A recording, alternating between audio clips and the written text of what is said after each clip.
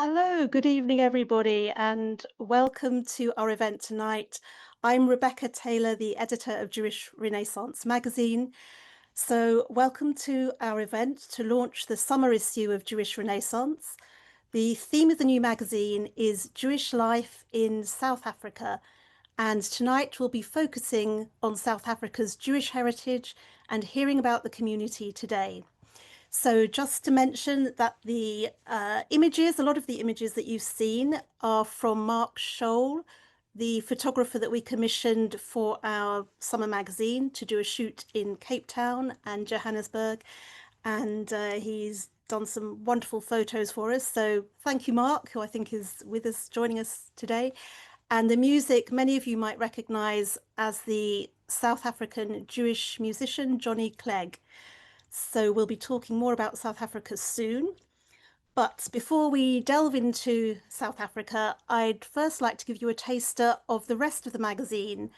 And I'm going to do a quick whistle-stop tour of our latest issue. So let's have a look and see what else is in the magazine.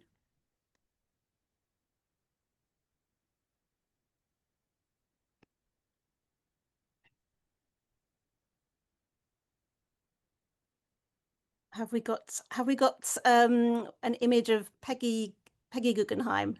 Oh, here we go. Yes. Okay. So the cover features Peggy Guggenheim because we have a long piece in the issue. It's part of our long read series on Peggy. And as many of you might know, she was an American heiress. She was as well known for her bohemian lifestyle as for her modern art collection. But in this piece, our writer, Vera Fine-Grodzinski, shines a light on her Jewish background and also her support for women artists, which is not generally known about very much. So also as an accompaniment to this piece, I interviewed Peggy's granddaughter, Carol Vale, and Carol is now the director of the Venice Guggenheim, where Peggy's collection is on display. And we're hoping to meet with Carol as part of our Jewish Renaissance tour of Venice and Ferrara next spring. So you can find out more about that tour at the end of this event tonight, where our executive director, Aviva, will be talking more about our tours. And you can hear more about Peggy in an event on the 15th of September. And we'll be speaking to Vera, the writer of the long piece, and Carol, Peggy Guggenheim's granddaughter, at that event. If you look at the events section on our website, you can find out more about that. So that's our long piece in this issue. Then moving into our art section. So we have a whole range of reviews of books, film, art, music. In art, we actually are looking at the South African artist, William Kentridge. He is well known for his drawings, printmaking, films and designs for opera. But this summer, he's bringing for the first time his sculpture to the UK for an exclusive show of sculpture at the beautiful Yorkshire Sculpture Park. And in this piece, our writer Andrew Pulver speaks to the curator of the show to find out more about Kentridge's dynamic process in creating his work and the inspiration behind a lot of it. We're actually also going to visit the Kentridge show at the Yorkshire Sculpture Park in September. And again, Aviva will mention that at the end of this session. Moving into our book section, we have a big book section, but one piece that is particularly interesting in this issue is a piece by Lara Fagel, and she is writing about an extraordinary book by Charlotte Barat. Barat was a journalist in Berlin in the 1930s, and she began recording the dreams of friends and colleagues and other contacts in Germany, both Jewish and non-Jewish, as Hitler ascended to power. And she collected these dream narratives. She fled to America, and the book was eventually published, and it was called The Third Reich of Dreams. It was published in the 1960s, and it's now been republished for the first time I've read it. It's a very chilling account about authoritarianism, how it pervades even your even your unconscious life and your dream life. So it's quite an extraordinary book, actually. We also have a section that we call Sephardi Renaissance, and this is where we focus on Sephardi life and culture specifically.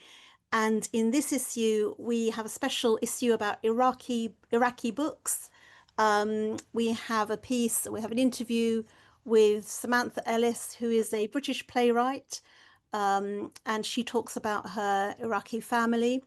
And also we speak to Linda Dan Gore, and her memoir talks about how her family left Baghdad in the late 1950s, and they lived really in exile in many different places, including Beirut, Paris, and London. But it's a very special memoir. It's interspersed with recipes. She's a cook, as well as many other things, an artist, and it's a very lovely book, and I recommend it. Okay, so that takes us to South Africa, which is the theme of our event tonight. And when I first became involved in Jewish Renaissance, which was about 10 years ago, one of the first things I worked on was a special feature on the Jewish South African community in the UK. And we asked, what is it about that community that means it's made such a big impact on British life?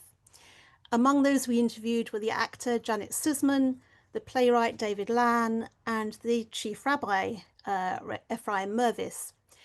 But it was only recently, after speaking to one of those London-based South Africans, one of our longtime supporters, Leslie Bergman, that we realised we'd never focused on South Africa itself. So once I began to investigate this subject, I realised what we'd been missing. So in well overdue remedy of that neglect, and with many thanks to Leslie and the Bergman Lehane Trust, which has generously sponsored our South Africa coverage, we have been delving into the country's fascinating Jewish heritage and present-day life.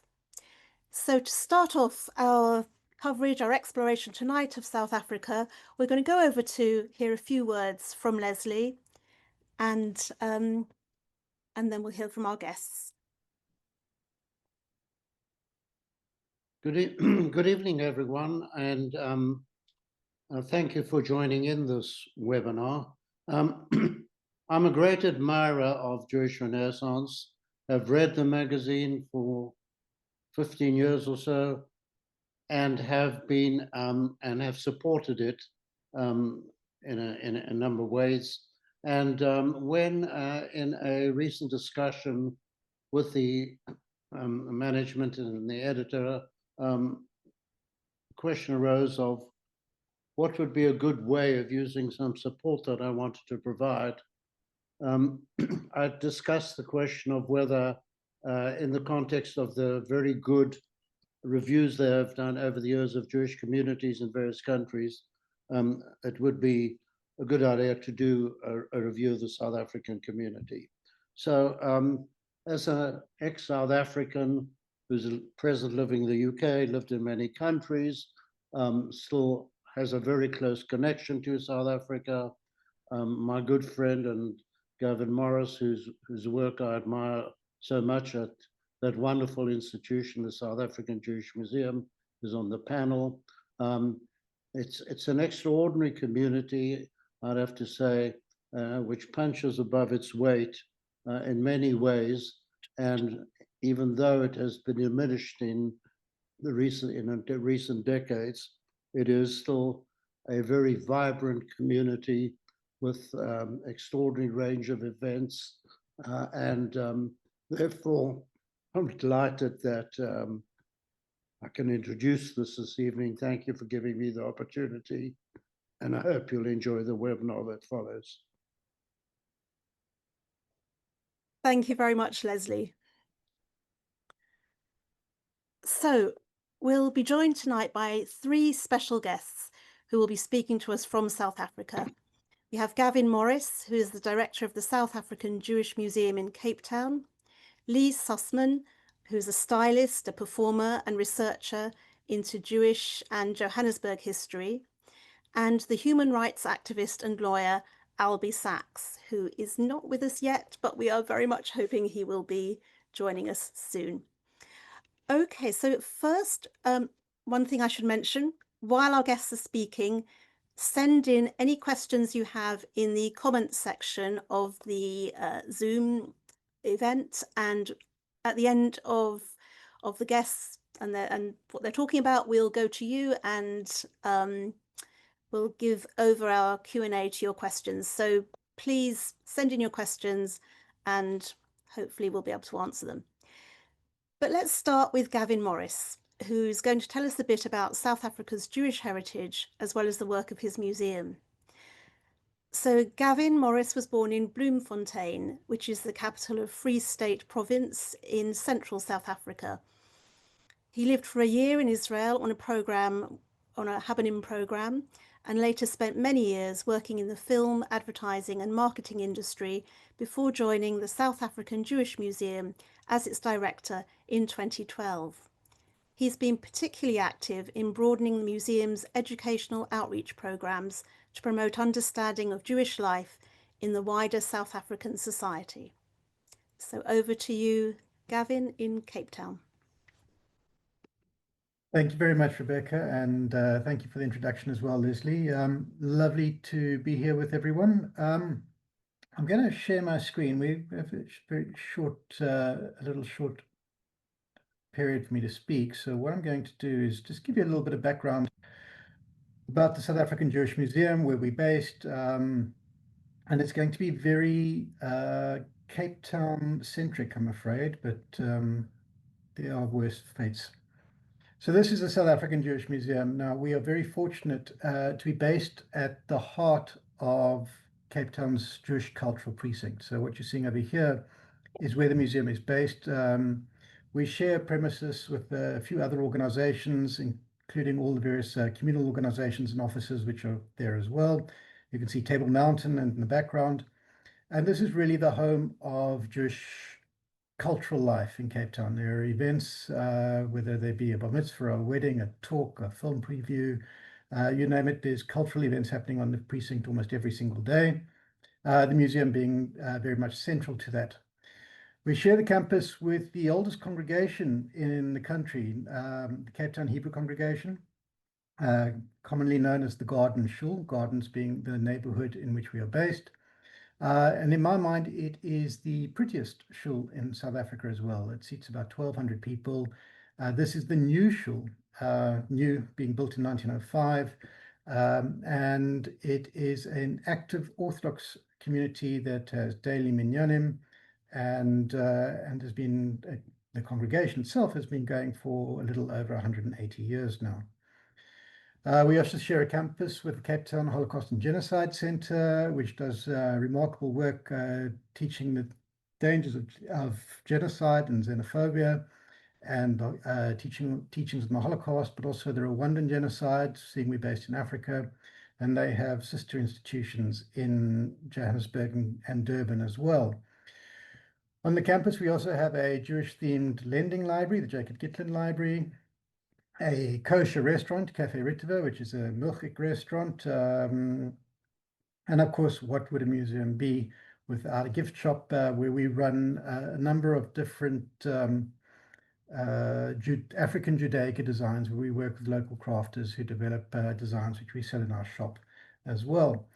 But I really would like to talk about one more thing, being the home of the Jewish community in Cape Town, or the cultural home.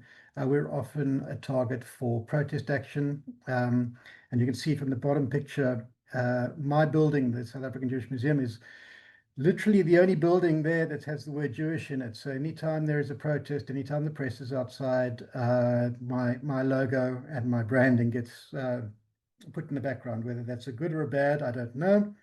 But that's what it is. And since October 7th, we've had a number of these protests. They are generally very peaceful, but we have had to close on numerous occasions just for security concerns. And of course, the costs of security for Jewish institutions everywhere in the world, not just here, have escalated dramatically. The South African Jewish Museum itself was founded by the late Mendel Kaplan. Mendel was a philanthropist, industrialist. He grew his business. His father started into an international steel manufacturing concern. And this is a photo taken with Nelson Mandela, who was the guest of honor at the opening of the South African Jewish Museum when we opened in December 2000. So we are just into our 25th year, or just about to go into our 25th year. And this is the entrance to the South African Jewish Museum. And in fact, it's the reason why the museum is where it is. This is the oldest synagogue ever built in South Africa, in fact, in sub-Saharan Africa. It was built in 1862, and this is roughly 20 years after the very first minyan that was held in South Africa. So it took 20 years from what we consider to be the beginning of Jewish life in South Africa in 1841 for the community, which was still very small at the time, to feel secure enough in their future to invest in bricks and mortar. And today, what is now known as the Old Shul is now the entrance to the South African Jewish Museum. And as you step into the Old Shul, it's no longer a functioning shul. It is now a space that we use not only for events and talks, but also, and you can see from the displays at the bottom there, we found that a lot of people who visit our museum are not Jewish, but are very interested in the religion and Jewish life. So they come to the museum to learn about our culture, our history, our organizations, and in particular, our religion. And so we use the space to talk about global Jewish life and culture. But then you go into the new museum. The new museum is the museum that was built by Mendel Kaplan, opened in December 2000. It has this wonderful spiral staircase right at the heart of the museum. And what you see at the bottom of the staircase over there is a model of the old city of Jerusalem, Jerusalem being the spiritual center of Jewish life on the planet, and it is positioned in the center of our museum. The building itself is actually covered in Jerusalem stone. They were specially imported for the museum, and it's the only building, to my knowledge, in South Africa that is clad in Jerusalem stone. Then we have the main part of the museum, which is a selection of artifacts, photographs, dioramas, documents, models, etc., that tell the story of the South African Jewish community, right from our beginnings through to contemporary times. And what we found actually in the museum, which is a wonderful added bonus, is that the South African Jewish story really parallels a lot with the development of South Africa. So we're able to tell the story of South Africa as well as the Jewish story of South Africa to our visitors. The museum obviously has highlights numbers of renowned and South African Jews have excelled in their fields, from the arts to sports to sciences to law to medicine. These are just a few of the more well-known South African Jews who've gone on to really be world leaders in their fields. Then in the world of Jewish museums, we are quite famous for our life-size mock shtetl. This is modeled on the shtetls of Lithuania, where the majority of our community originated. And it is it's scaled 1:1, so it's a life-size model. And it is a firm favorite, particularly amongst the children who visit the museum. One of the unique things about our museum is that we have a collection of Japanese netsuki or netsuki, which are miniature Japanese sculptures based on Japanese mythology. This is one of the finest private collections you'll find anywhere in the world. The collection belonged to Mendel Kaplan's father, Isaac, who was a very early collector, very much ahead of his time. And those of you familiar with the book, The Hare with the Amber Eyes by Edmund de Waal, will know what netsuki are. And this is a collection that belonged to Isaac. It's now on permanent display in our museum. And every week we get visitors coming to see this collection. It really is quite exquisite. The other things we do at the museum, we do regular temporary exhibitions. These have quite a broad range. You'll see over there Landsman by Mark Schull. Mark is also the photographer that was mentioned earlier. He's a very talented local South African photographer. He had an exhibition on Jewish life in Johannesburg, which his work is really fantastic. The Groundbreakers exhibition was a project I worked on with Leslie Bergman, based on the history of progressive Judaism in South Africa. And then, of course, all our temporary exhibitions are designed to try and bring in people who ordinarily wouldn't walk into a Jewish museum. So, for example, we highlighted the life of Ali Bacher, Ali being a world-renowned cricketer and cricket administrator, very popular figure in South Africa. And it's those type of projects that we look at to try and bring new eyes or new people and new feet into the museum.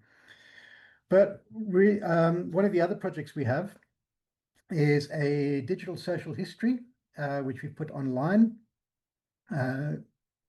I'll speak a little bit later to how the dynamics of our community have shifted and changed.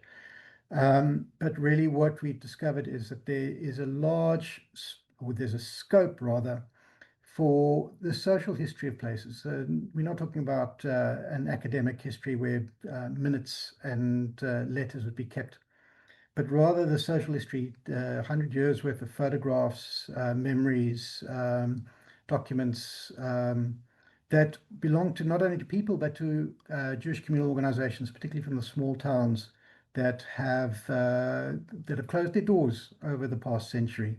And we've provided our home and an opportunity for people to keep their memories in our digital archive and make them accessible online.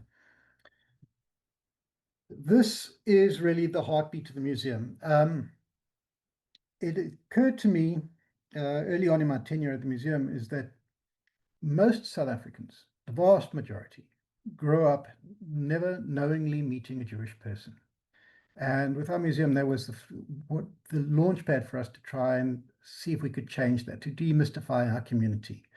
And we reached out to various schools and principals, and we created a education outreach program that's based on the school curriculums. And really what we do is we bring disadvantaged school children to the museum almost on a daily basis, and we provide them with a program that is endorsed by the Department of Education. It deals with things around the commonality of human values, the dangers of xenophobia, the importance of respect and tolerance, and we even do comparative religions. And in order to achieve this, we're a very poor country. So we raise funds within the community.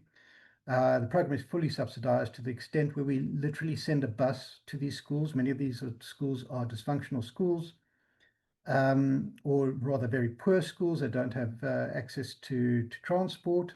So we bring these kids to the museum. We provide each of them with a kosher meal when they're at the museum as well. And we run through this program, which lasts roughly about 4 hours. It's a full school day for most of them. And we focus primarily on kids from grades 12 to from 4 through to 8. If you're going to bear with me, I'd like to show you just a 2-minute little video about our school program. So if you just, let's hope that this works.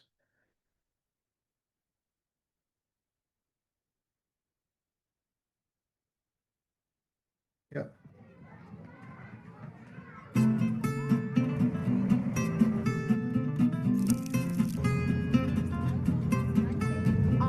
We're gonna learn about Jewish Day, and we're going to the Jewish Museum today. To the Egyptian Museum. Jewish.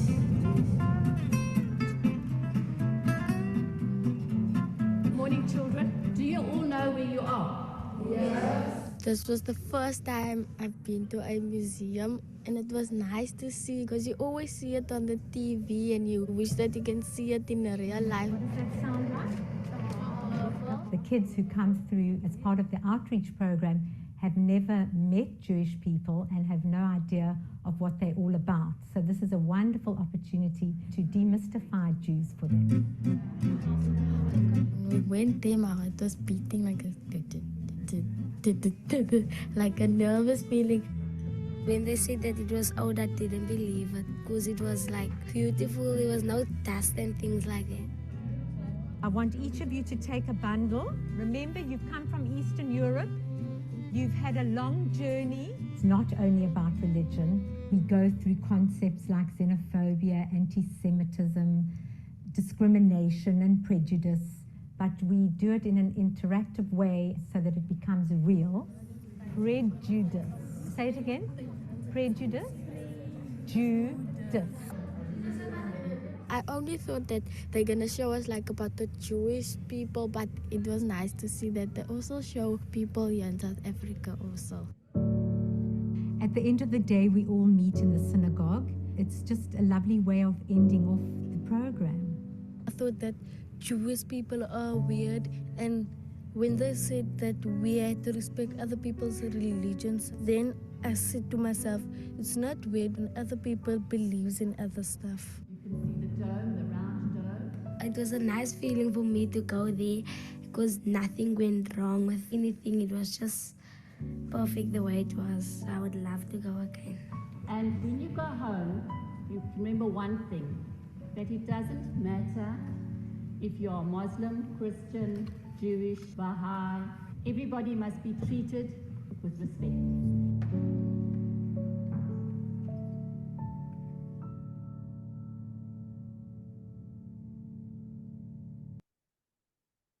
Okay, so thanks for bearing with me. Let me just go back to my slideshow. I hope you enjoyed that.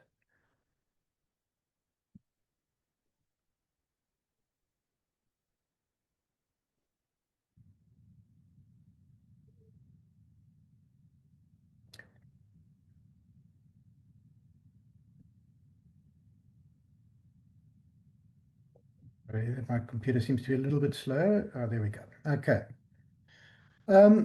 So one of the most important things for me in the Jewish Museum, there we go, is this. The South African Jewish community's numbers have diminished by more than half. In fact, the current stats say that there are more South African-born Jews living outside of South Africa than there are living in South Africa at the moment. But if you drive through the small towns of South Africa, you will find a Jewish cemetery and what used to be a shul. In most of the medium-sized, or certainly the larger towns, but certainly medium-sized and bigger towns will have had a Jewish community in it at some point, including the town or the city I came from as well. Those communities are no more. So you'll find a cemetery. Often the building that used to be the shul has been redeveloped or reused for something else. We hear a couple of examples. Many old shuls are now small town museums. In Ladysmith, there was a gymnastics club. I don't know if it's still going. The Senegal shul is abandoned, and there's even a shul that you can rent out as an Airbnb in one of the small towns about 2 hours outside of Cape Town. The Jewish community in South Africa peaked in the 1970s at about 125,000 people. These figures that I'm going to show you now are from a 2019 census of the community that was done. And you can see at that figure in 2019, we were about 52,000.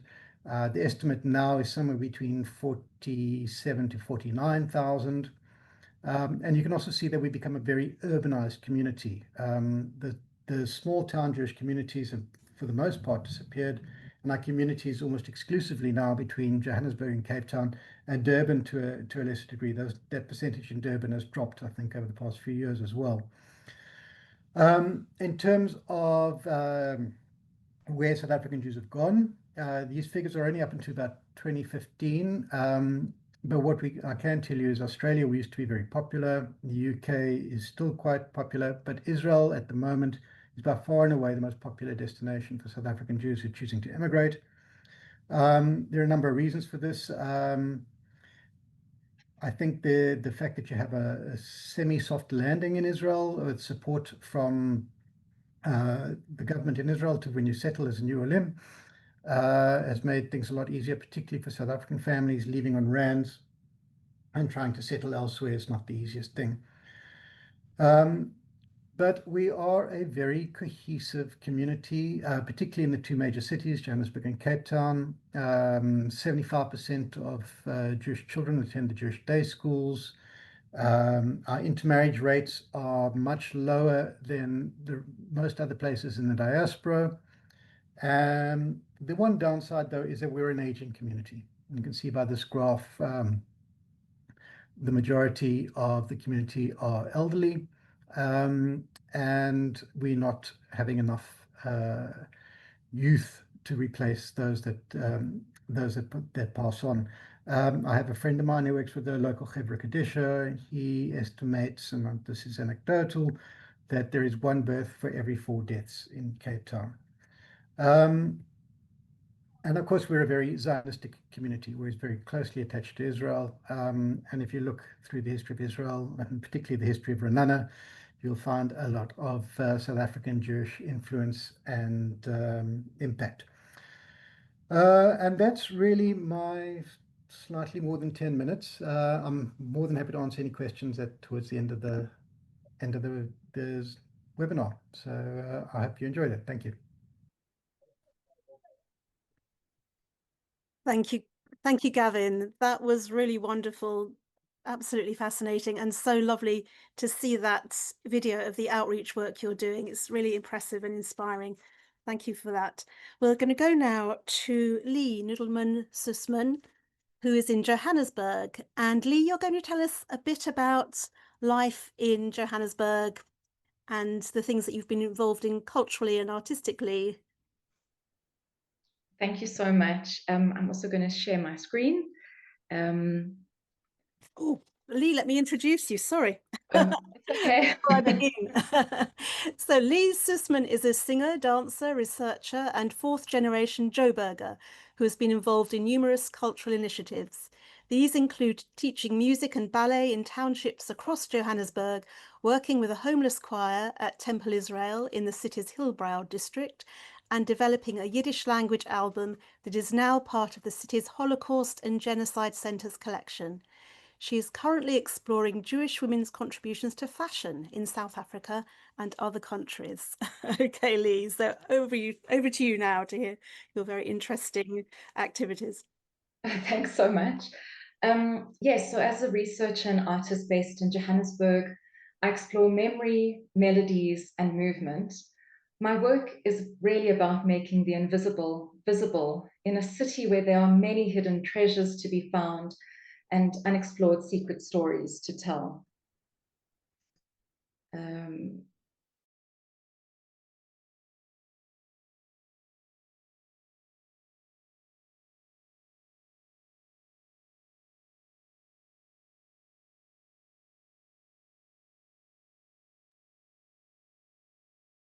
Lee, have we still got you? Oh, it looks like is it frozen? Oh no, I feel like we've lost. Started factories Oh, in Johannesburg.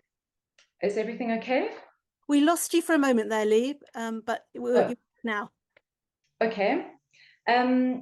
So I'll start the slide again. My Johannesburg begins with the smell of machine oil, mothballs, and kitka.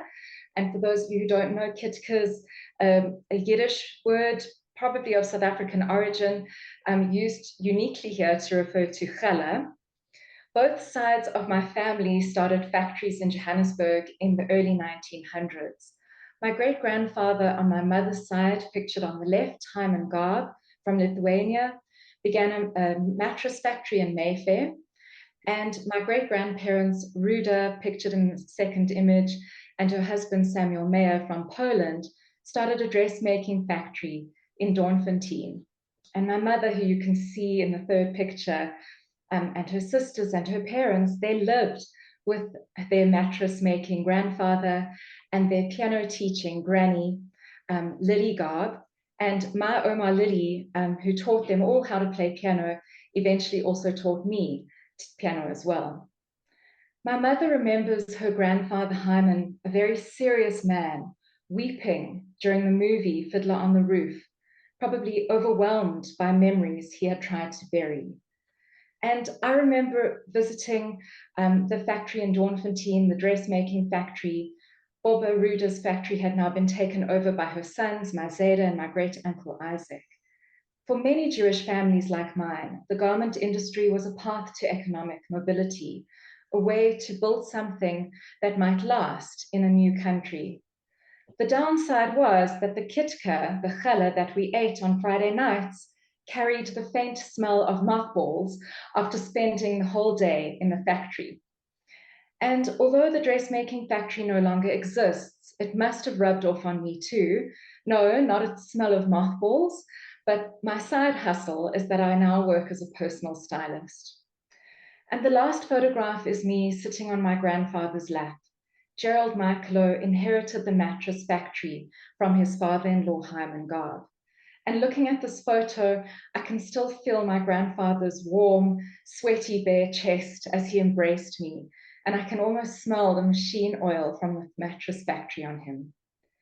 I suppose I learned at a young age that stories don't always speak loudly. They live in smells and shared moments on a lap. They live in fabric scraps and in bed springs, in silence and in music. And today I try to showcase these hidden stories through my creative work, through my research, and through the community spaces that I co-create. I have two creative projects that I'm currently running at the moment. First, I sing Yiddish music. I've been singing Yiddish songs for nearly a decade now, certainly the longest running artistic project of my life. Yiddish once echoed through Johannesburg from factory floors to family kitchens, a hidden soundtrack of Jewish life in the city. Today, sadly, Yiddish is spoken mainly by a smattering of elderly people and within some religious communities. So when I started singing, the language, the songs, the stories, and the people behind the songs, all of it was completely foreign. But the more that I delved into the songs, the closer that I got to a hidden part of myself and to my great-grandparents. So now I remember my Bobaruda, the matriarch of the family, as it says on her tombstone, and the real brains behind the business in the factory in Doornfontein, when I sing Yiddish songs like a lullaby, like Rizhinkis mit Mandlin, Raisins and Almonds, a song about motherly love and Jewish inheritance. And when I sing a song like Yiddle Mitten Fiddle, a song about a traveling band of musicians, I think of my Oma Lily, my granny, my great-grandmother, who taught me piano and who used to sit me on her lap to tell me stories about little girls similar to myself. And in the same way that my great-grandfather Hyman Garb was moved by Fiddler on the Roof because it stirred in him something he had long buried, this is what Yiddish music is for me. Singing Yiddish songs is not just an act of remembering, it is an act of reimagining the Joburg Jewish voices that were nearly lost.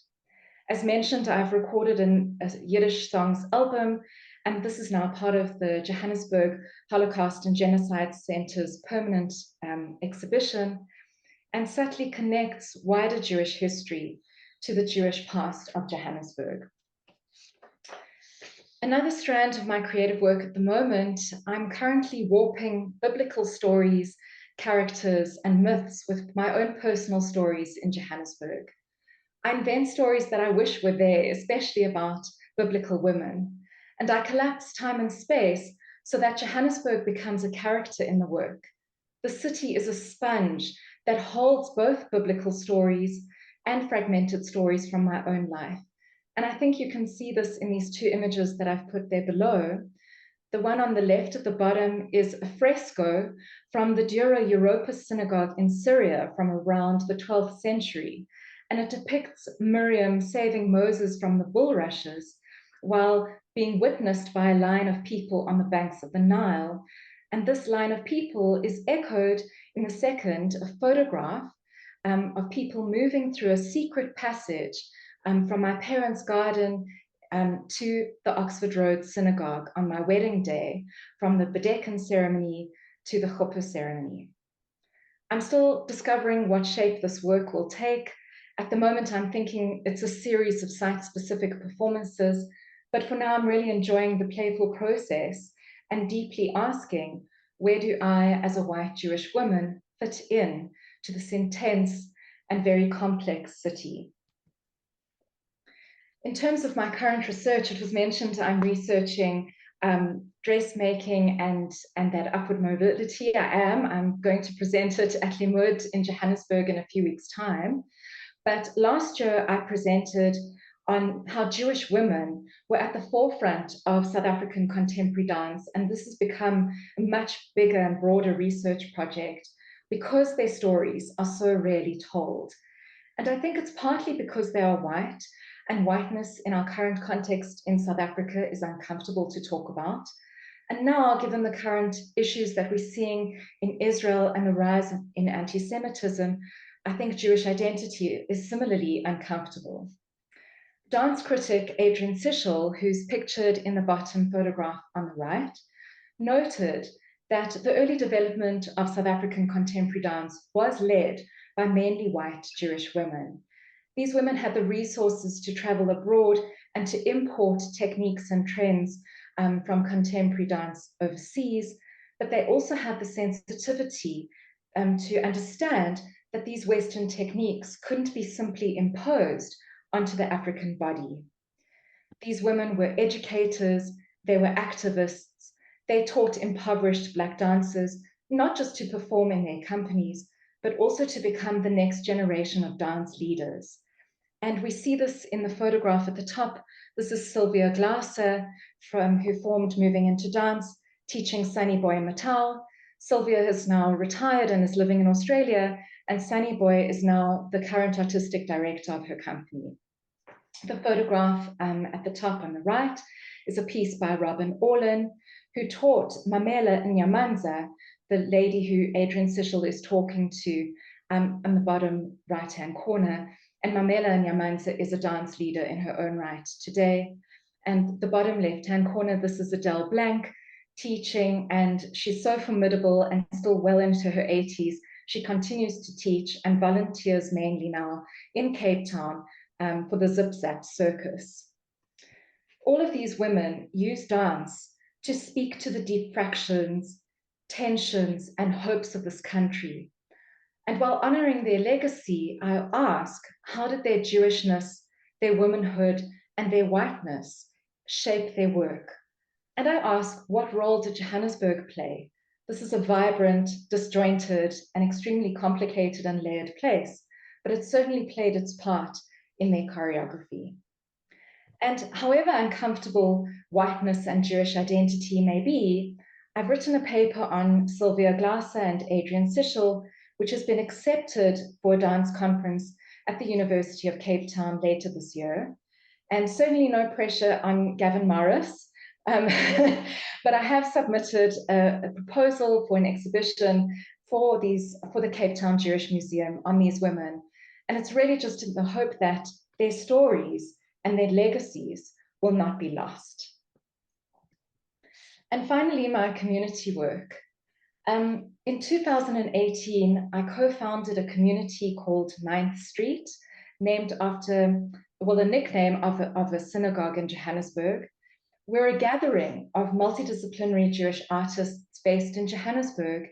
And through our work and through sort of cross-cultural work that we do, we are constantly asking what it means to be white and Jewish in the city. And this year, as an offshoot of this, we started a community called Bass Clef, where we host cultural, musical Friday night Shabbat services in my home once a month. We're a group of 7 musicians. You can see us in the photograph down below. And we perform Jewish liturgical music in a very soulful and layered way for a group of around 20 people. And then we eat, we have a brocha, we talk and we laugh. And it's really a space to reimagine what Jewish ritual can look and feel like outside of the more traditional spheres of Jewish life. All of my projects look to the past of Johannesburg, not to return there with nostalgia, but I have a conversation with the past, I hope in new and unexpected ways, to remember, to deeply listen, to reimagine, and to take great care. That's what being a Jewish Joburger means to me. In Johannesburg, visibility is political. The Black body was once unwanted here, brutally managed under apartheid. As a Jewish woman, a beneficiary of whiteness, and a great-grandchild of factory owners, as someone who flits between archives and living rooms, who performs for many people on stage and then comes back to sit quietly in my study, I've come to understand that making the invisible visible is a sacred act. Thank you.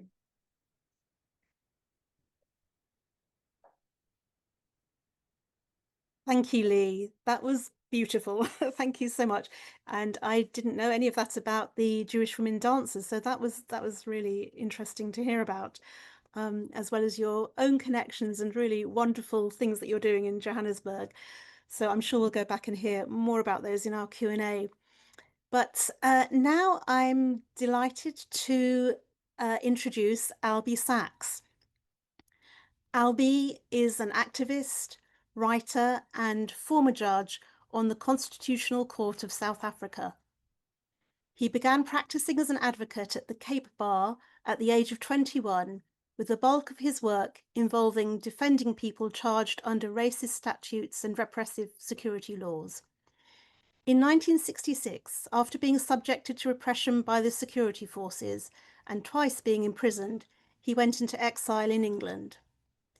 In April 1988, whilst in Mozambique, he was blown up by a car bomb planted by South African agents, resulting in him losing his arm and the sight in his right eye.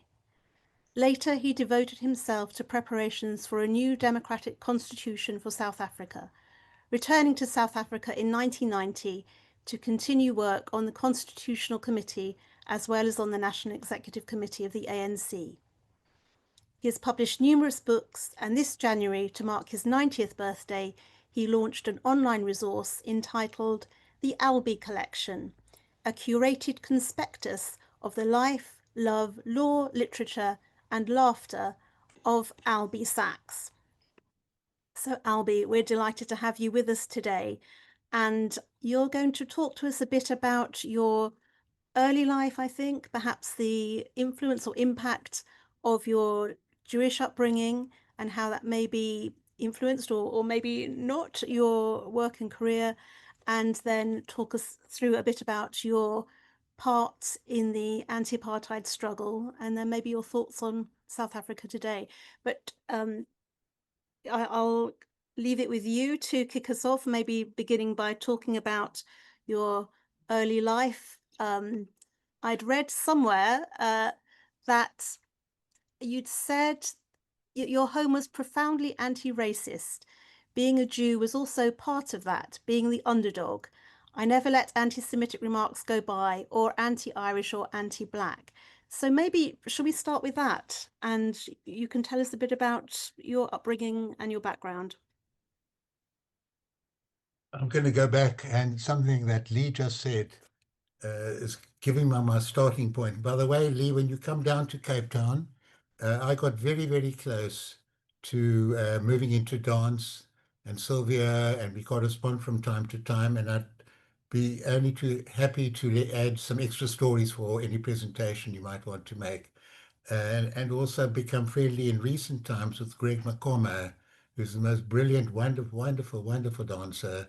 And what was interesting is it was a two-way flow. It wasn't simply the enlightened, skilled, Western-trained dancers imparting something to the Black dancers. There's an energy, rhythm, body movement, styles that was very electric and exciting for Sylvia and for others. And the fusion was what made the product so exciting. And Gavin, can I say that I have no hesitation telling people to visit the Jewish Museum. It's well organized, it's well run, and it says very nice things about me. So I send people there. But what I'm going to say in a way is all counterpoint to everything we've heard, not to negate what we've heard, but a counterpoint. And Lee, you mentioned your grandfather, I think, coming on the ship from Lithuania. I was in Vilnius 2 weeks ago. I actually visited the killing fields. It was very harsh, abrasive experience for me. And that whole theme of origins and, in a way, Jewishness and the Litvak quality of our Jewishness came through quite profoundly to me. And my dad, Solly, might have been in the boat with your Zayda, and I think they both would have had that Litvak quality. We used to pick up from my uncles and others that the Polish Jews felt that they were superior to the Lithuanian Jews, more educated, more cultivated, more worldly wise. And the German Jews felt they were superior to the Polish Jews. And the Litvaks were like the remainder, the poor cousins. But the Litvaks had an ambition and a soul and a passion that I think was deeper, maybe because they were so outcast that they lived in their heads, in their imaginations, in their music, in their dreams, in waiting the Messiah, in revolution, in transformation, in existence.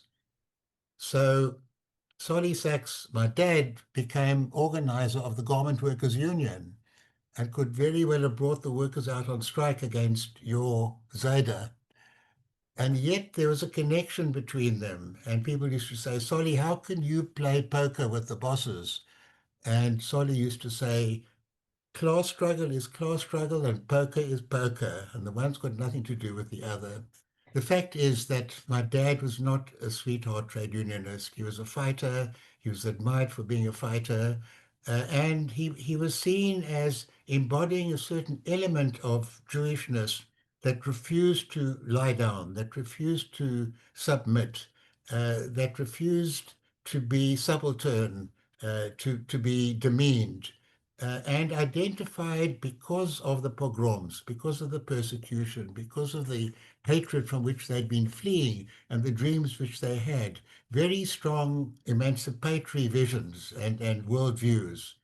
So many of the Litvak Jews then, quite a large number, in fact, in the early days, many more became socialists than Zionists. I'm speaking about the early 20th century and a little bit later. And it's no accident that a very large number of white people who identified with the struggle of Black people for emancipation came from the Jewish community. And I was very struck when I returned from exile after 24 years of exile in 1990. Mandela has been released, new phases opening up. I met up with people from the Kaplan Center at the University of Cape Town, and they said they'd belonged to a group called Jews for Justice that had taken part in the freedom struggle. They'd marched in the streets, fighting for equal rights for everybody in the country. Would I come up to the Kaplan Center to see the exhibition they've got there? And I said, sure, fine. And I went up. It was very nicely organized, the photographs neatly arranged. And I looked, what?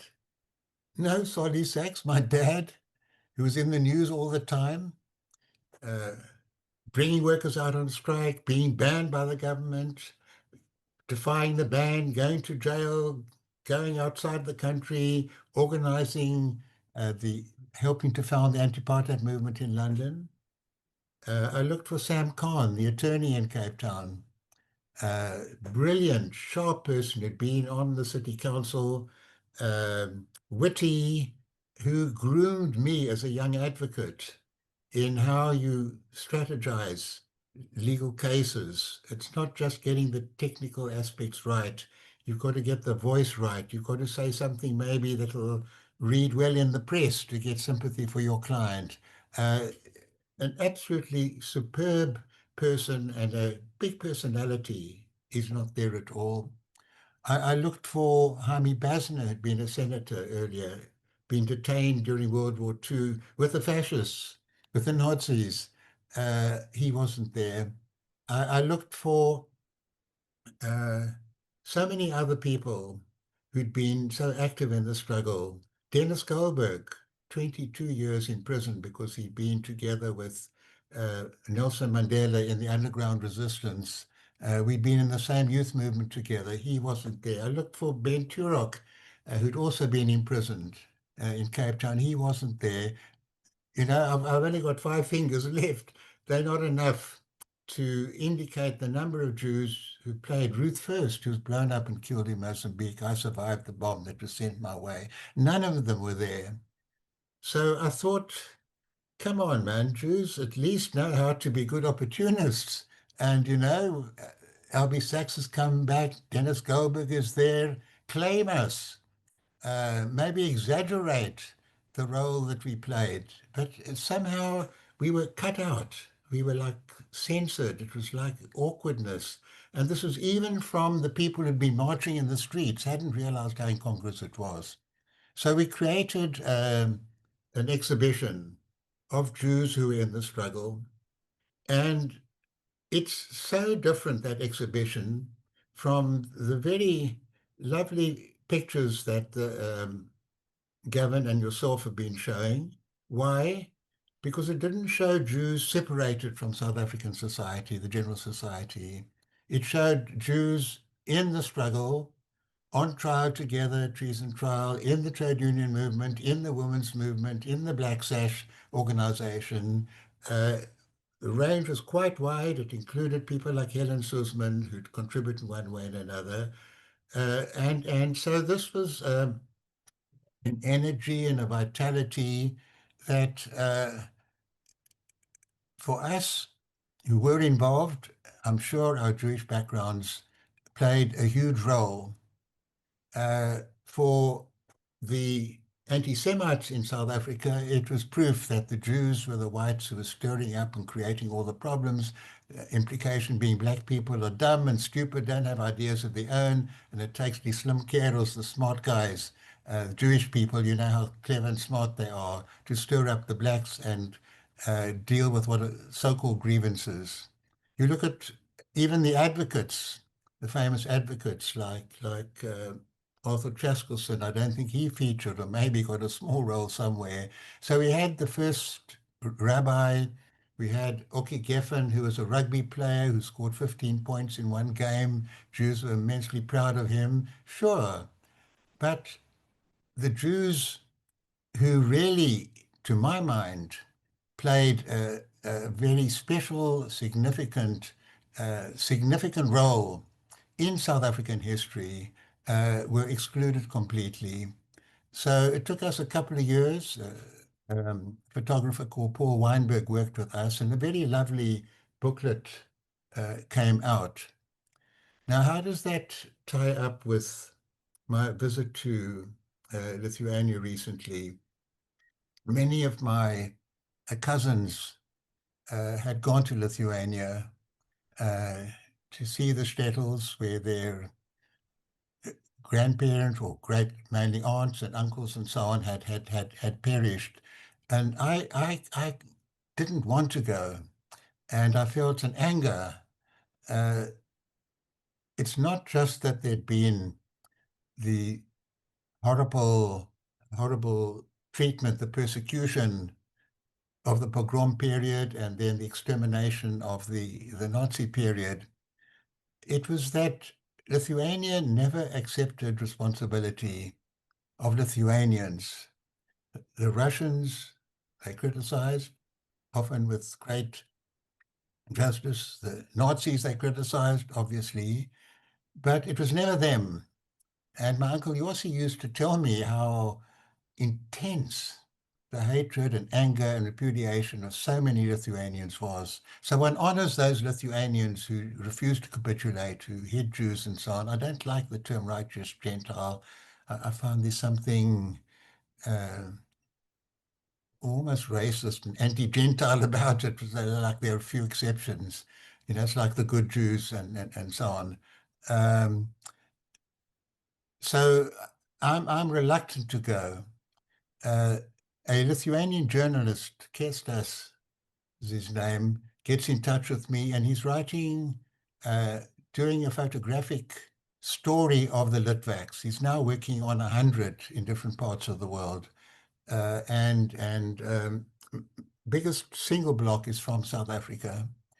And he helped to organize this trip. But the reason I went was the Lithuanian ambassador in South Africa had attended a tour I did of the Constitutional Court in Johannesburg, filled with artwork, court we built on the site of the prison where both Gandhi and Mandela had been locked up, a beautiful, beautiful building that has an emotional impact, and she's very taken with the stories I was telling.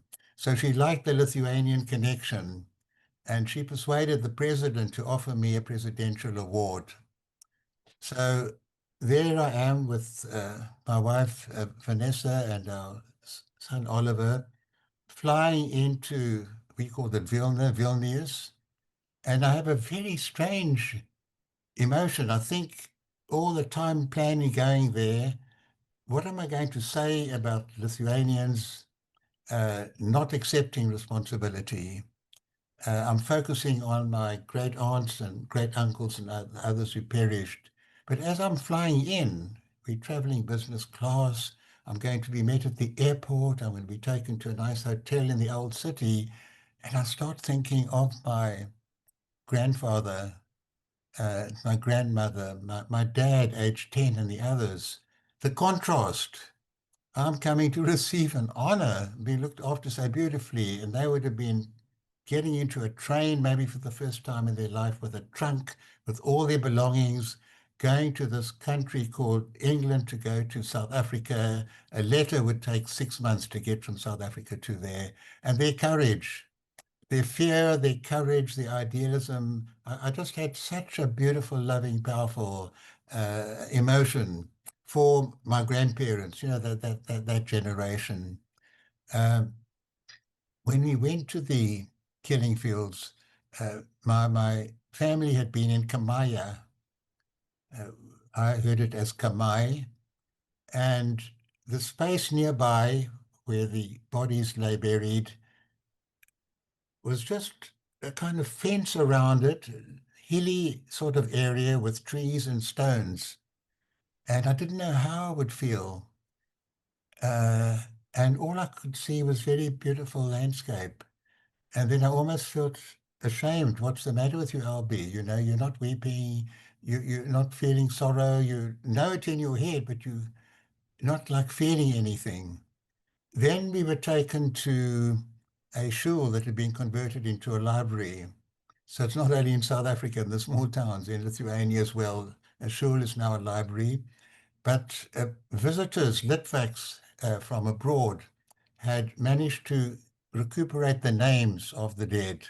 And they were listed in a big tablet in the library. It was nice, but it was very cold. And the third place we visited was in an area called Birzai. And that's where my cousin Ben Rabinovitz, part of his family, Levine family, the Levine side of my parents' background, where they'd been massacred. And the space was so beautifully done. It seems the South African Litvaks, under my cousin Benny's leadership, had got an architect, South African architect now living in Paris, to design that walkway with big sort of curving wall, and the names of the people who died, that had been identified, were cut out. It was so beautiful. You looked through the screen and you saw the forest behind. It's almost like the spirit of the people. They were being not just acknowledged, they were being honored. And I felt it's not an accident that it was South African Litvaks who had walked that extra distance, if you like, to not only demarcate the space and list the people, but do so with an element of beauty and style. And for me, that's such a rich part of why the interest in dance, the film society that we had. If the meeting was on Rosh Hashanah or first night of Pesach, it would be empty.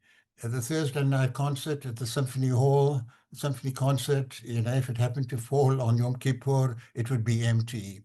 There was a kind of an involvement in culture that was very, very strong in South Africa, but also, I think, the identification with South African pain, and South African striving and South African idealism, and the need to turn an ugly country, a ferociously repressive society overtly based on race, into a democracy, somehow penetrated into the creative side of many Jews, as many other people in South Africa.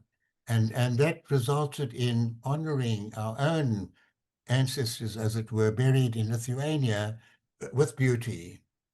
And that's a side of Jewishness that was a side I identify with very, very strongly and very intensely.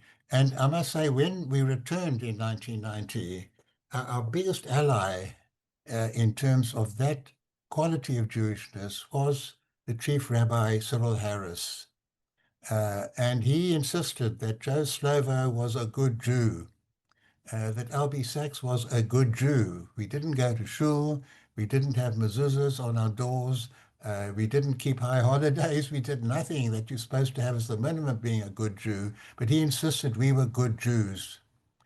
And that's a side maybe particularly strong amongst the Litvaks that I find is the Jewishness that I'm having to defend these days, because I'm so offended by other things that are said in the name of supporting Jewish life and culture that I find grotesque and disreputable and unacceptable and so on. But that's a Jewishness, the millenarian, the madness of Karl Marx, the madness of Sigmund Freud, the madness of Albert Einstein. And by the way, I spoke at the Einstein Forum on the way to Lithuania. It's that millenarian vision, that passion, that feeling for justice that was particularly strong, I think, amongst the Litvaks and in my generation.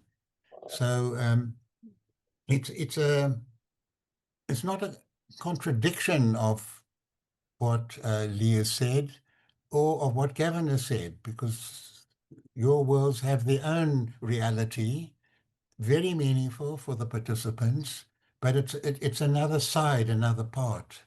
And when Richard Goldstone launched the booklet and opened the exhibition at the Jewish Museum in the Gardens in Cape Town, he said, "I open this exhibition with a mixture of shame and pride."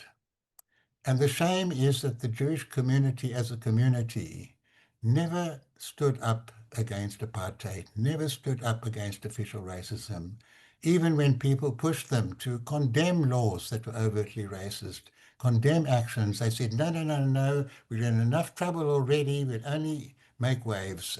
They never did anything. He said he felt ashamed that the official Board of Deputies, the Zionist Federation, and so on, had never taken a stand. On the other hand, he said, of the white people who did take part in the struggle for freedom in South Africa, he feels enormous pride that so many came from the Jewish community. And I think that's almost like the two sides of the story today that's being communicated to yourselves. Thank you, Albie. That's really given us a wonderful illumination of that very strong link with Lithuania, which has been such an important part of the country, the Jewish history in South Africa. But really, you've given us an understanding of what it might mean in the fight against apartheid and that sense of social justice and how that connection has become something very significant in South African Jewish life. Before we move on to our questions, we are getting a little short of time, but I just wondered if we can fast forward a little bit. Could you tell us briefly what it was like when you returned to South Africa and you were part of that new and optimistic and positive, a heady feeling as a judge in the Constitutional Committee and participating in landmark rulings on capital punishment, in gay and lesbian rights, and also in AIDS rights for AIDS, people with AIDS, and in AIDS research. What was that like? And perhaps could tell us a little bit about your relationship with Mandela, because I know that you'd known him since the 1950s. Okay, I'm not known for my short answers, but I'll try very hard. It was wonderful coming home, but I'm a little bit strange because when I was blown up and I didn't know what was happening, boom, something terrible, and I'm told I'm in darkness. Albie, your arm is in lamentable condition. You must face the future with courage. I said, what happened? And a voice said, it's a car bomb. And then I'd later on tell myself a Jewish joke about Haimi Cohen falls off a bus and he appears to be making the sign of the cross. And his friend says, Haimi, I didn't know you were Catholic. What do you mean Catholic? Spectacles, testicles, wallet, and watch. And I reached for testicles. They're in order. Great. Wallet, okay. Spectacles, okay. I've lost my watch. I've only lost an arm. And that moment you're waiting for in the freedom struggle, will they come for me? Will I be brave? And they come for me, they try to kill me, and I felt fantastic. I've only lost an arm. And that was 1988, and I still feel fantastic. We brought down apartheid. We came back to make a new constitution. We've got a wonderful constitution. We don't have a wonderful country. We have a wonderful constitution. And the constitution gives us a chance to analyze, to criticize, to get changes of government, to speak our voices, to speak our minds. Shortly after I got back to Cape Town, I remember speaking at the Weitzman Hall in Cape Town, and I wanted the Jewish community to feel there's a place for us in the new South Africa. And you come in, you don't have to abandon your Jewishness, you bring it in with you. That was my main theme. And there were a couple of hundred. Some of them protested when I was locked up. Helen Suzman asked questions in Parliament. I got support from my cousin, from others. But by and large, they were getting along with their lives. I see the people there, and I see, first of all, I can speak about freedom and ideas of freedom. In England, people would say, well, it all depends what you mean by freedom. How do you define freedom? It could be quite disconcerting. You have to define freedom. South Africa, people knew what was not freedom, the racism. I also saw people very involved in cultural activities, cultural life, and I saw people with very strong community organization, everything from burials to youth to Jewish women. I even had a Jewish dentist who belonged to, I said, oh, Martin, are you a dentist who's a Jew or Jews who's a dentist? And I was teasing him, and 3 months later he said, Albie, I've been thinking about that one. But I also saw whites. They were whites. And for so many, the racism had come kind of automatic, probably on the whole kinder to black servants, on the whole a little more open, on the whole a little less racist, but still cut off from the inner music, language, throbbing, of the community.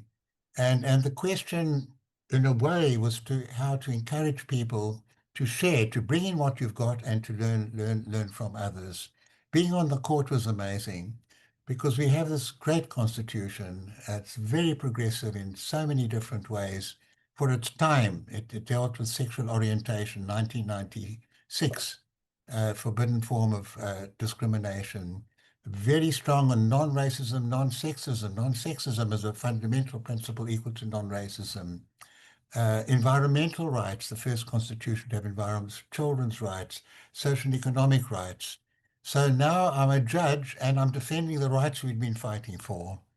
And it saved me, if you like, from the cut and thrust of politics, the pressures, the disappointments, the disillusionment. We were very principled on the court. And we were able to bring out judgments that are cited all over the world today, from being a universal recipient of legal wisdom. We became something of a universal donor. And that was like thrilling for people like myself, and I mentioned Arthur Chaskelson and Richard Goldstone and others working on that court. Problems today abound, problems of racism, are still overwhelmingly white are better off after 30 years. The hard poverty is very much associated with race, and whites, and by the way, men, of course, tend to be better off. We're not a fair society. We're not a safe society. In Amsterdam, I could walk around freely at night. I wish I could do that even daytime in South Africa, in all the different areas. But we are an open society. People speak their minds, say what they want. And our elections are very meaningful. And if the ANC loses, they step down. So there's a lot we take for granted that's very, very positive. And one of the areas that gives me the most sense of optimism is culture. I can add, no, there are two other areas where we're good. One is rugby and cricket. And it's so wonderful to see the teams hugging each other and black leadership. And, there's a national support for that. The other is stand-up comedians. It's not a small thing, because it means we laugh at ourselves. And it's all the communities. It's not just a few smart people, including the very well-known ones. But the culture generally, the dance is amazing, the choral work, the singers, interesting theatre, interesting literature, and the sense to which whole communities are involved. If there's a strike, the strikers are all singing and moving and dancing. The people move in Parliament, they sing. Culture is something very participatory. It's not just performance, paid performance by professionals. It's something that lives in the communities and continues to live in the communities. So it's often painful to be here. The things that happen, the sadnesses, people who've been wonderful freedom fighters go on to become horrible, corrupt political leaders. These things happen. But I remain buoyant. What I can say, though, is if I'm down, then it's over. That buoyancy, I don't know, was somehow sealed into me surviving the bomb. But we got our democracy. We broke through where it seemed impossible. And we do function as a country. It could be much, much better. And there are lots of things that are really wickedly wrong. But I still feel a core sense of what I think is partly intuitive optimism based on the things we've overcome from the past, but also based on a hard, solid appraisal of what we've accomplished, the difficulties we've overcome, and the potential, the capacity for dealing with other issues. I see this evening's program as a good example of the diversity of views that sometimes are not along the same track, other times completely along the same track. But that diversity for us is a strength, is a source of strength, that we don't all sing from the same hymn sheet. I don't sing from any hymn sheet in any faith or anything, but I've become enormously respecting of the faiths of others, because I had to insist on not following a faith that's forced upon me. It would be false to me and to God if God exists if I pretended a belief I didn't have. It's made me very, very respecting of beliefs that everybody has. And within that framework, I'm pretty optimistic that we'll get through the problems we've had, because we actually need each other in this country. It's not just a question of choice, it's a question of interdependence is part and parcel of the lives that we lead. Well, that's marvellous to hear you so optimistic and buoyant, Albie. There are dozens more questions I would love to ask you, but time is running out, and we have also had dozens and dozens of questions from our audience, so we must go to some of those before we wrap up. We've had quite a lot about Lithuania, actually, which you spoke about. So passionately and so vividly, Albie. But maybe we could go to our other guests as well. So we had a question from Janet Sachs and also from John Schlapoberski talking about Lithuania. Maybe we can just hear a little bit more, maybe from Gavin. Can you tell us very briefly about that Lithuania background? We do cover it in the magazine with a lovely piece by Kenneth Bonnet about his family and his Bubba, Bobby, they called her. So and the Yiddish culture around that. So maybe could we hear very briefly, I'm afraid, maybe from Gavin, maybe a little bit more from Lee. We also heard a little bit about the Yiddish background. So tell us a bit more about that Lithuanian culture and how it's evolved in South Africa, and maybe how your museum covers it. So Gavin, do you want to do that? Sure, thanks, Rebecca. Yeah, one of the features of the South African Jewish community is that we're remarkably homogenous. The vast majority of our community came from Lithuania, and they were a product of chain migration, really. I think that's the primary reason. A few Litvaks made their way here to begin with, wrote home, the news was good, there was an ability to make a life, and more would follow. So much so that the Union Castle steamships, which were the Royal Mail ships to South Africa, were owned by a tycoon by the name of Donald Curry, and he needed passengers in order to make his shipping line profitable. And he found a ready market in the Jews of Lithuania. So he literally would send agents to sell tickets on his ships to the shtetls of Lithuania. And the standard migration would be from Lithuania through to the Jewish temporary shelter in London, where Jewish families or Litvak families would spend almost up to a year almost in the temporary shelter, and then would get on the ships in Southampton and come down to South Africa. So that's really the migration. And it was that migration of 40,000 Litvak Jews between 1880s and the First World War that really built the South African Jewish community as we know it today. They was such a large demographic compared to the very small community that was here at the time, that their traditions and their heritage, from everything from food to a manner of prayer, really set the tone for South African Jewish life. Of course, within a generation, South African Jews had become South African Jews. They didn't speak necessarily Yiddish at home. They were far removed from their shtetl cousins, and firmly invested in the South African society, whether it's depending whatever demographic they were a part of, whether they were the children of people who were Jews who were making a living around the edges of the mines of Johannesburg, or had done quite well for themselves in the small towns. Or sorry, excuse me. I think I'll stop there. Lee, do you want to tell us a little bit about that Lithuanian connection in Johannesburg? You spoke a bit about the Yiddish side of the city. Yeah, so Yiddish, I think what Gavin was touching on, this idea that within a generation, Yiddish wasn't spoken. I think people wanted to integrate into society, and they were embarrassed by their parents and their accents. And so Yiddish was lost. I know my father, because his parents spoke Yiddish to each other with my great-grandmother, and he made a point of not learning it because he knew it was like a secret language where they discussed things that the children weren't meant to hear. I did want to mention Johannesburg and the formation of Johannesburg and how Jews are so integral to this city as we know it today.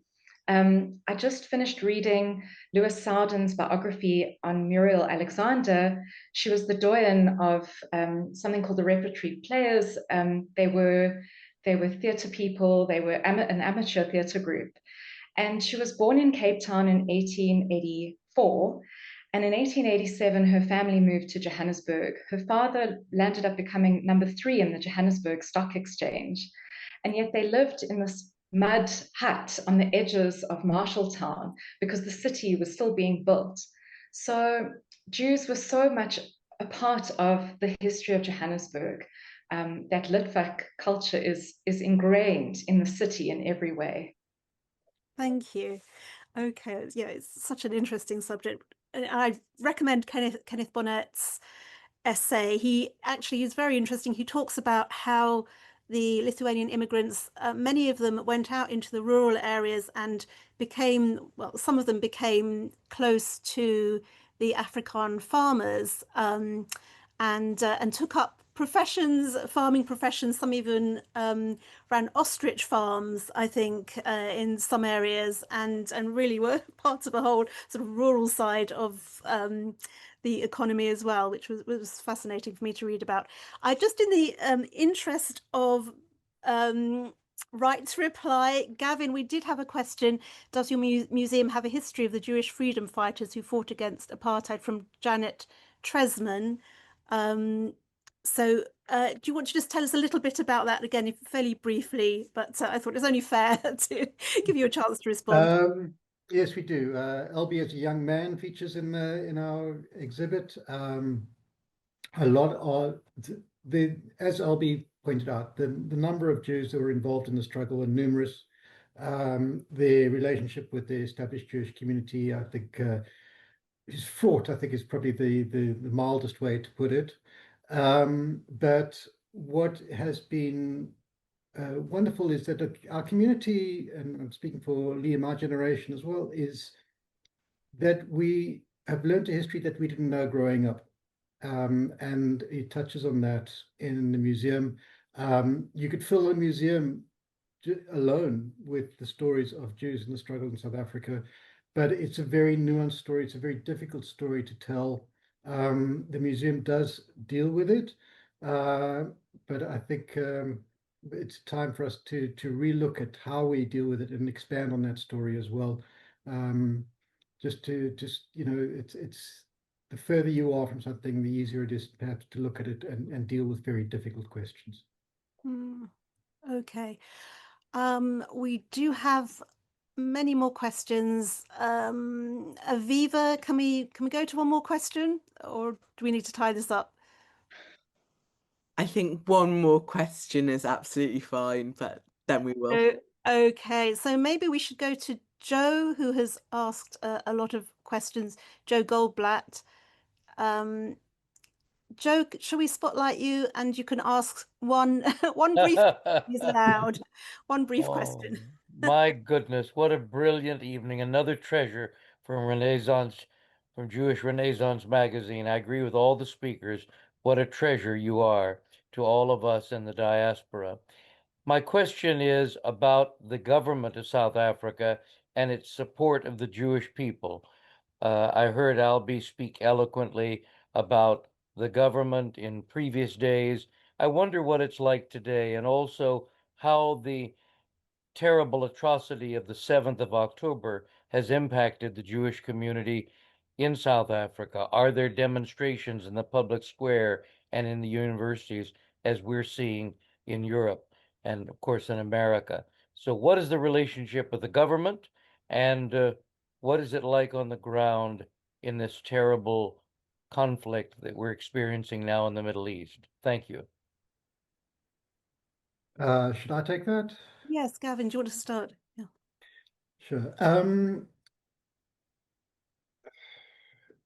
The ICJ case, I think, was for many in the community the last straw in an attempt to build a close relationship with the government.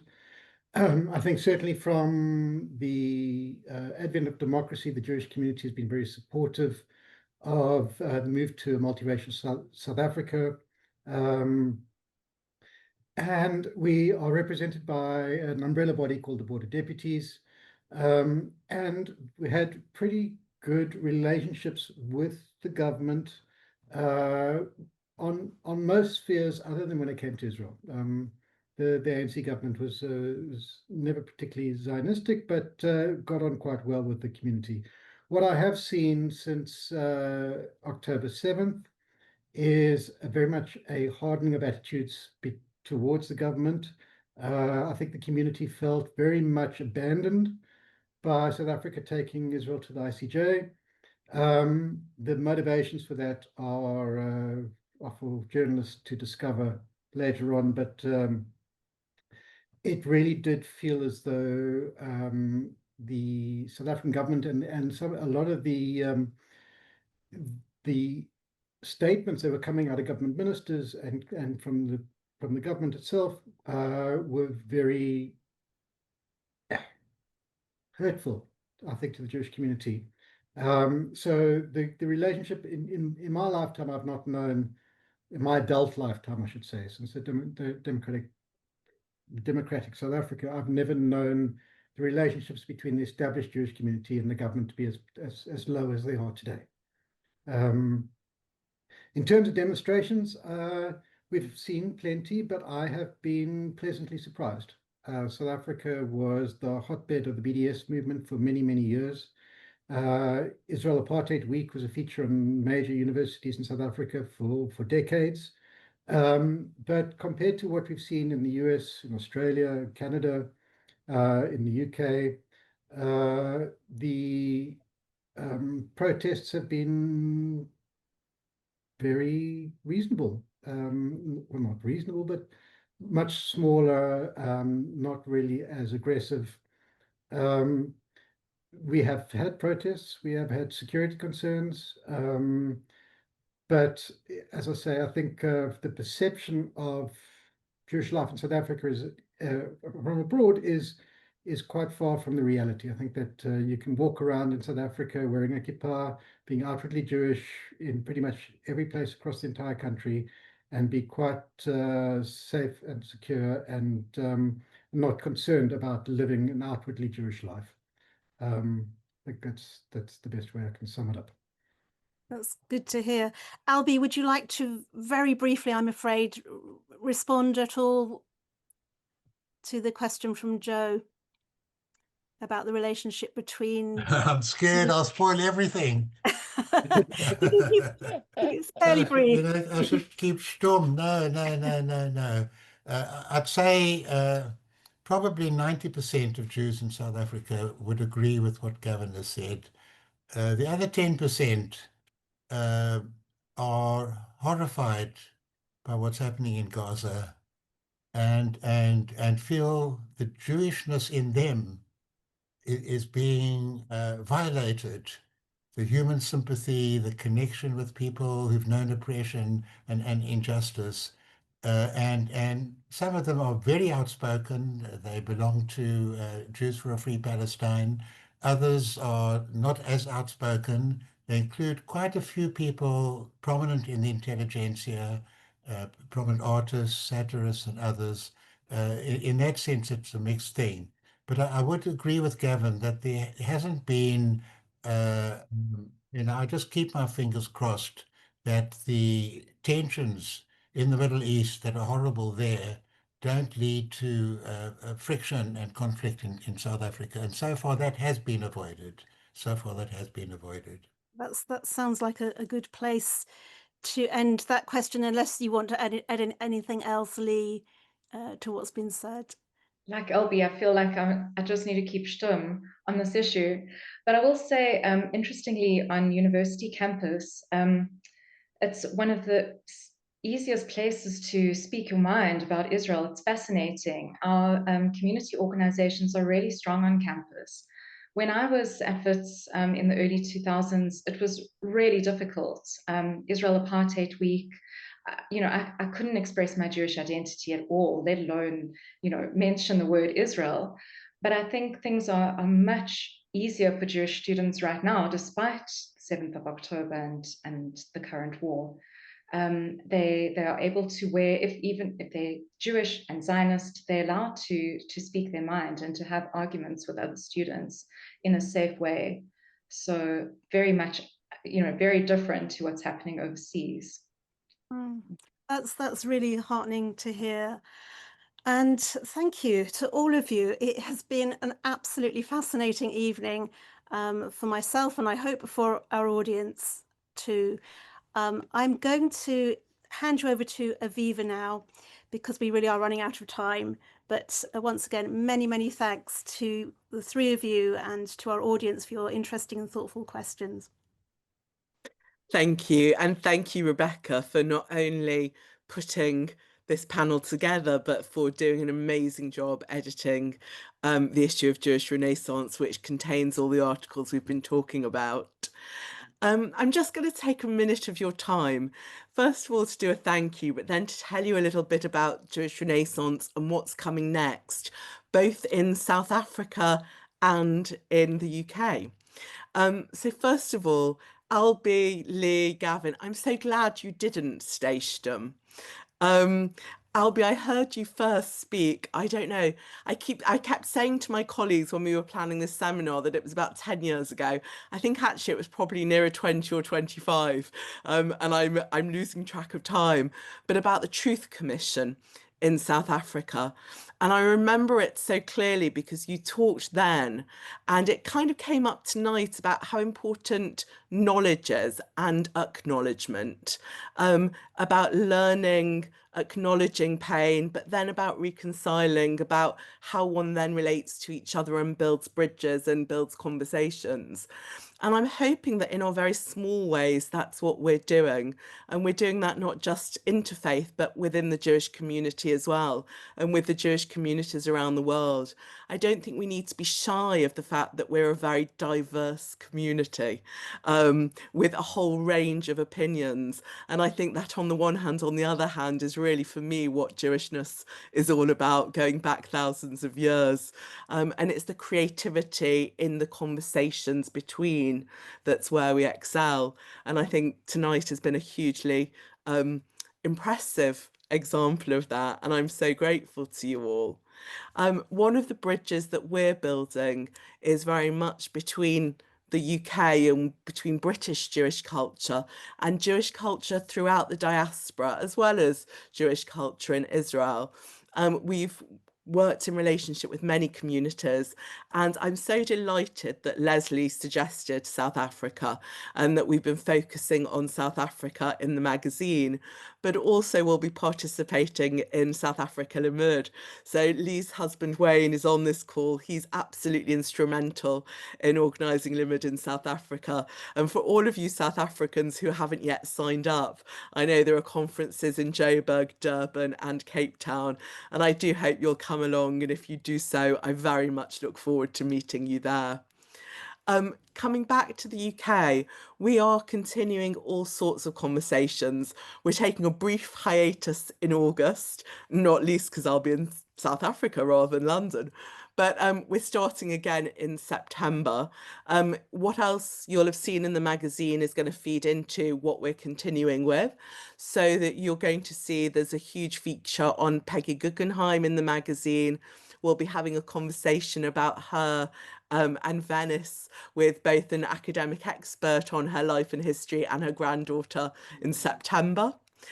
You'll have seen Rebecca mentioned in the magazine there's a big feature on William Kentridge, but particularly as a sculptor. We've featured Kentridge a lot over the years, but one of the things that's interesting for us in the UK is for the first time Kentridge's got a major sculpture exhibition outside South Africa. So he's exhibited animations and drawings before, but Yorkshire will host his first big sculpture exhibition. We're taking a JR group of subscribers to see it, to explore various artworks also in Leeds and Coventry, including Jacob Epstein's work in Coventry Cathedral, and also to a play that Amy Rosenthal is premiering there about the Midford sisters and that range of pro-Jewish and anti-Semitic veins that ran through their family. It's officially advertised as sold out, but there is a waiting list. If there are enough people who additionally want to come, I will get as a second coach or a bigger coach than the one we have. So please do add your name to the waiting list if you fancy more Kentridge in South Africa.